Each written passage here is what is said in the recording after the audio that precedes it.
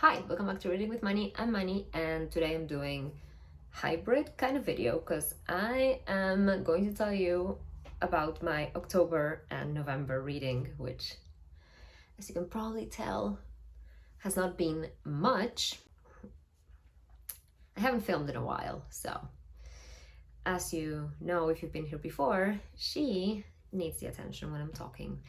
So she will be in and out until she finally decides to settle on my lap or I don't know what. I have a couple of things. So wrap up first and where I've been and yeah, a little bit of catch up and then what I'm going to do for December. So let's get into it. Last video I uploaded was my graveyard shift reading vlog, reading experience. And that was right at the beginning of October. And then I didn't read a single thing. Or at least I didn't finish a single thing. I did start things in October that then I never finished. Those things being, I have forgotten. I did start reading another book for Bookopoly. Well, I read a couple of pages. And then I started reading and I read actually the first few chapters of Bury Your Gaze by Chuck Tingle. We were reading that for the Rhodes Book Club that we have from Wonderthon. But yeah, I want to read that book, but I just wasn't in the mood for it, I think. I was very intrigued by the first chapter, and then I think I read 2 chapters. Second chapter, not so much, I don't know. But I think I was just in a life slump in general. October was a month.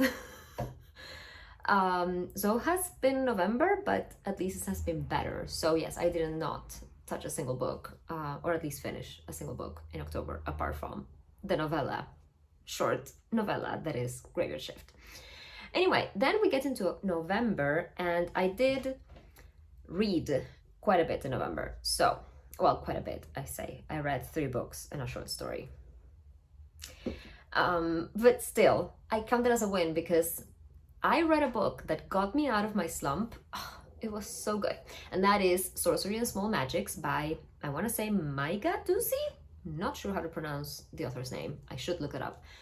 It's so good. You have to go read it if you like fantasy with that kind of unique magic system, or at least it felt to me like a very unique magic system. And great narrator and just everything was so good. Anyway, it's about these 2 guys at this kind of like magic university, and they're kind of like in their final year or almost their final year, and they by mistake end up putting kind of a curse on one of them, and he's meant to follow orders, like it's like whatever I say you have to do, kind of compelling magic thing. And so they go on a quest kind of to get rid of the curse, and it's fantasy, kind of cozy, kind of light. There are some stakes, but you kind of know that everything will work out in the end, especially because you know it's a trilogy. So yes, there's also like a hint of romance. It's going to be a very slow burn thing, and it just, oh, I love them. I love them so much. I love Leo, I love Grimm. Yes, they're great. I love the friend who I've forgotten her name. I'm not good at this. Am I even a booktuber? Anyway, so good. The writing style was so beautiful, and there were some scenes that you could like imagine, and I want to paint them if I could paint them. I don't know. Yes, I loved it. It got me out of the slump, and it was beautiful. And yes, how many times can a person say that? So yes, go read it. Then I read, I think I have this in the right order, but it doesn't matter, does it? I read Susanna Clarke's short story set in the Jonathan Strange and Mr. Norrell world universe. It's a short story that is illustrated, and I really liked it. It's very, very short, but it does give you like that hint of that universe, and yes, it was great. It was a short read, loved it. And then I read another great, wonderful book, and that is The Lost Story by Meg Schiffer. I love it so much. That also came out for the book club, for the Rhodes book club. And yes, I devoured it in like a couple of days, I think. I read Meg Schaefer last year. I read her debut novel, The Wishing Game, and I loved. And right then I could feel like the themes and topics that are included in The Wishing Game felt like they were written specifically for me. And this book did it again. Yes, Meg Schaefer is definitely a favorite author, like for real. So this book is about, it's kind of like inspired by Narnia, the Chronicles of Narnia, by C.S. Lewis. And it's about these two boys who went missing in this forest, park, whatever. And they come back six months later, and one of them doesn't remember anything. The other one, it's kind of mysterious. And then in the future, these two guys, now men, don't talk to each other. And one of them is has an uncanny ability to be able to find missing people.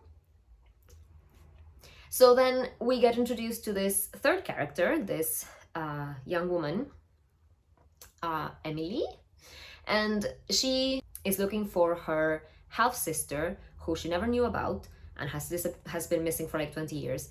And so she gets in contact with him, and yes, it goes from there, and it's magical and heartwarming and just lovely. And the story is not told in a much, the story kind of goes back and forth between the boys' story in the past, and we get there are 3 different perspectives and a whimsical narrator in the middle, and it's just beautiful, amazing. The main character, Emily, loves Fleetwood Mac and Stevie Nicks in particular, and she mentions one of my all-time favorite, the one that sparked my obsession with Stevie Nicks and Lindsey Buckingham's relationship. The one for Silver Springs, which I'll link down below in case you haven't seen it, because it's just magical and amazing, and God, I love that woman. Anyway, so I read, as soon as she mentioned Fleetwood Mac and all of that, I was just, yes, again, this is for me. How niche, how specific to my interests this is.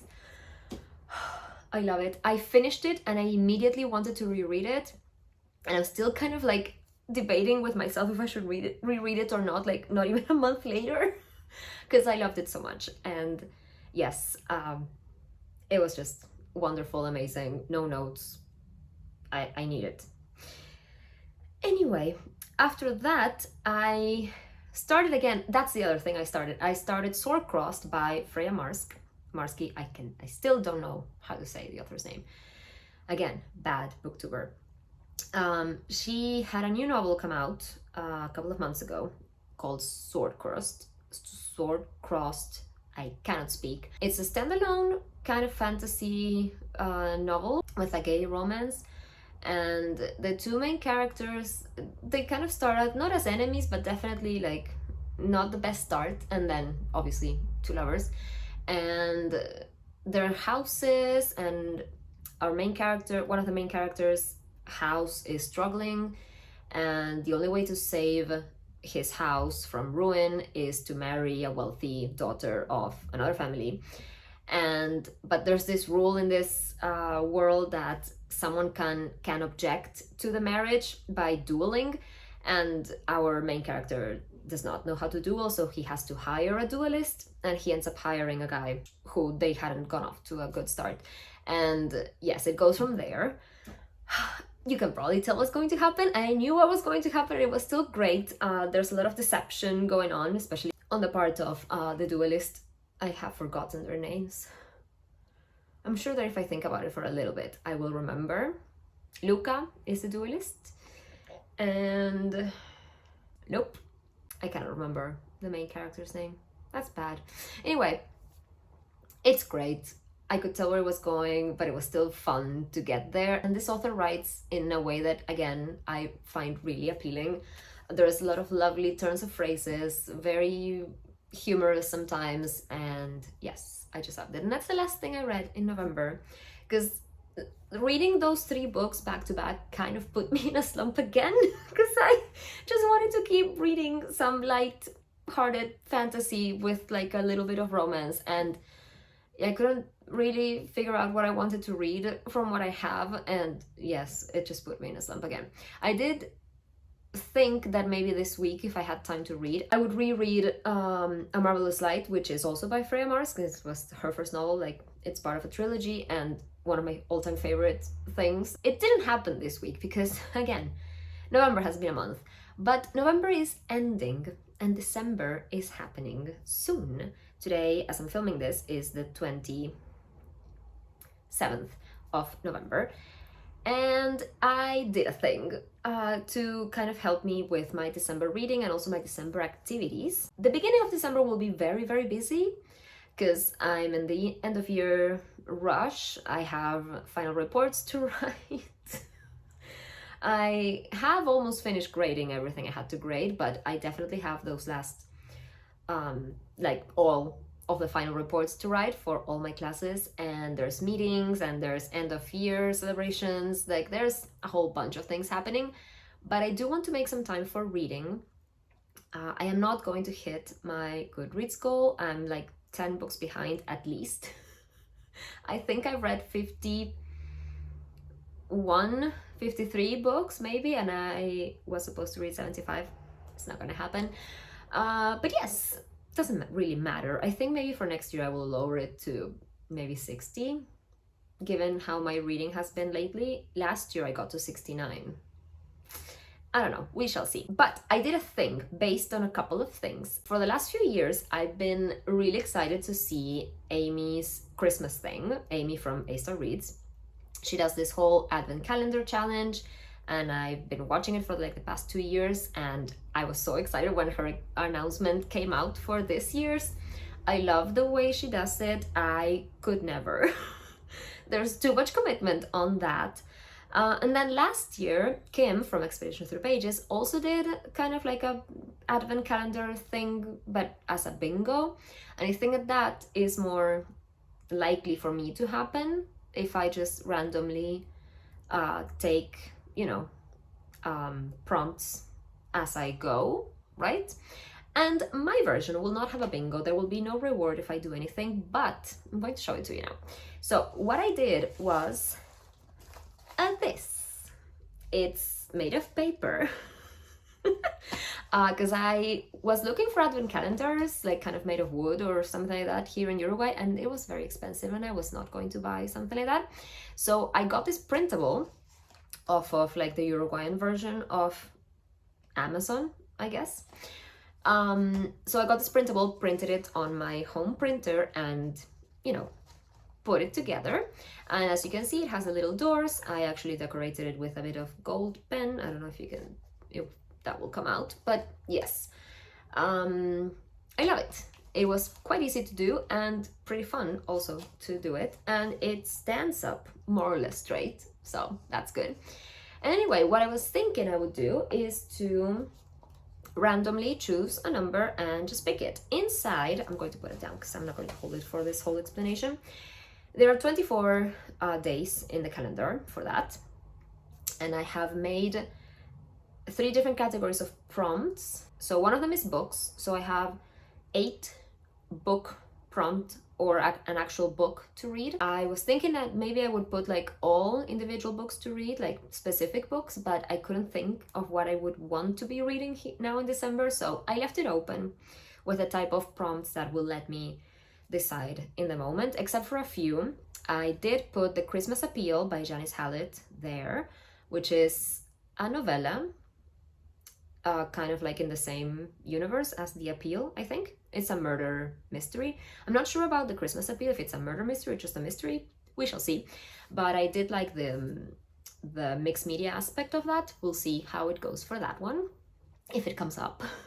And the other thing that I put specifically is to reread a short story by Natasha Pulley, which is The Eel Singers, which is in one of those books over there. The winter season? No, the haunting season. And it's following the characters from The Watchmaker of Filigree Street, which is, again, one of my all-time favorite books. And I read that a couple of years ago when that book came out, and it's all Christmas stories in that book. I might just reread a few others if I'm in the mood, but I'm definitely going to be rereading The Eel Singers for Christmas, or if it comes up. And all the others are just prompts. And then the other category that I have are activities, Christmas related maybe activities, so a lot of crafting kind of thing, which I'll talk about if they come up. But there's things like making decorations or working in my journal for next year, my reading journal in particular, doing some embroidery maybe, I don't know, doing a puzzle, kind of activities that I've been kind of putting off because, again, I've not putting off, but like I've not been doing because I've been in a life slump. Like I'm so tired from this year that I come home and I just sit on my sofa and watch YouTube. And that's not good. I need to start doing something, right? More productive, or at least that I enjoy more than just passively watching something. Or I can do that while I'm embroidering, you know what I mean? But I haven't been doing that. Anyway, and the other category involves buying things, which again, I'm trying to lower my spending on some things. There are some things that I would like to buy. I've given myself a couple of book buying prompts, one of them online and one of them like in my local bookstore.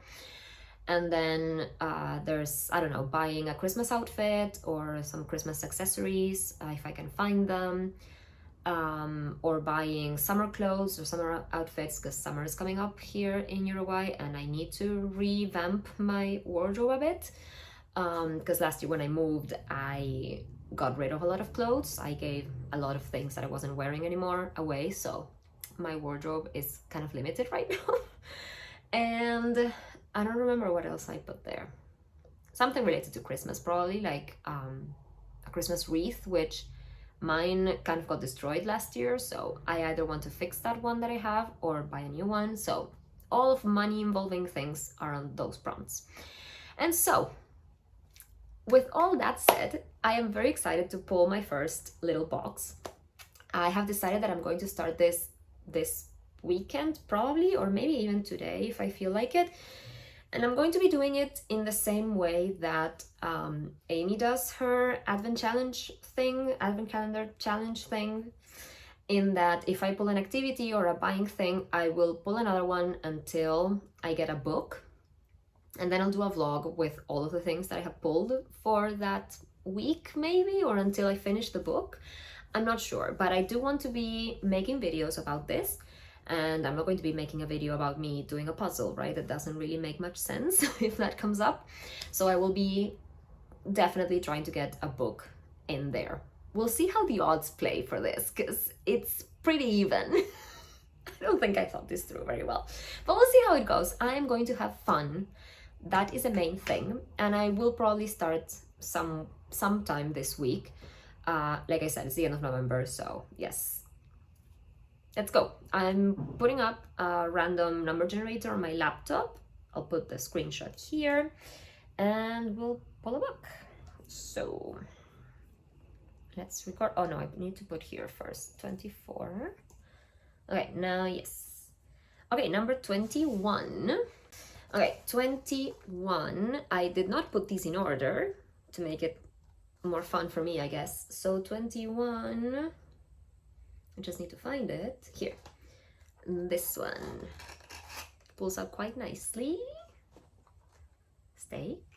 And there's a little paper inside. Okay, it's definitely an activity because it's green. It's paint something. That is my atrocious handwriting that I did a couple of days ago. Paint something. So that's definitely an activity. I do want to do some art. I do have gouache paints and watercolors that I haven't used in like 2 years maybe. So that's not good, and I definitely want to do that. So paint something, that's the first one. I'm going to put the box back into it, I think if I turn it around, let's see if the little tab thingy lets me do that. This is very fragile. Okay, and now there's a little heart there.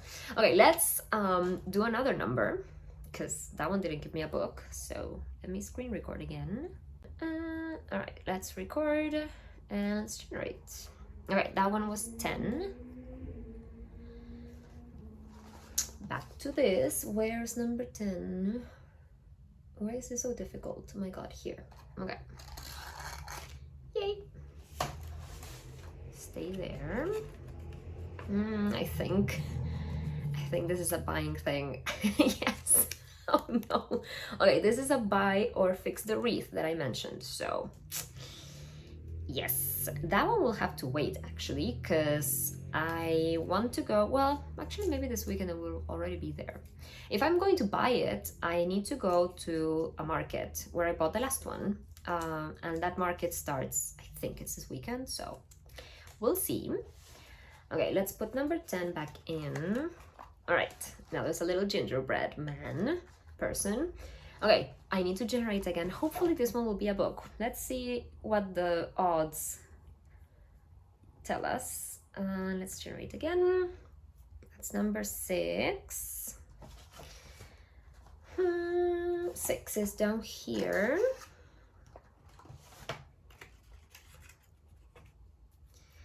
It's a book.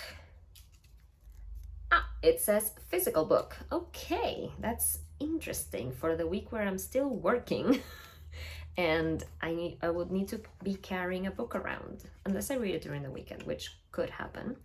Let me just put this back here, put the little tab inside, and let me think about what I want to read physically.